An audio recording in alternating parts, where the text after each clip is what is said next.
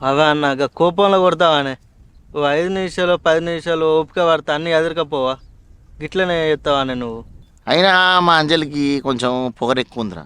కోపం బాగా ఏ చెప్పినా పట్టించుకోదు. అరే అత్త అన్నప్పుడు ఎప్పుడప్పుడు నాలుగు మాట్లాడుతుంది. పని ఉంటే ఏమైతే చెప్పు. ఆవేశం కొద్దీ మా అవ్వని తిట్టే వరకు నా పని ఆగపోయా, ఇట్లా అయిపోయాయి కథ. అన్న నువ్వు పెద్దవను నువ్వు వదినను బ్యాలెన్సింగ్ చేయాలనే చేస్తేనే నడుతుంది, లేకపోతే గిట్లనే లొల్లిలు అవుతాయి. అదేరా నేను ఇద్దరి మధ్యలో నలిగిపోతున్నా.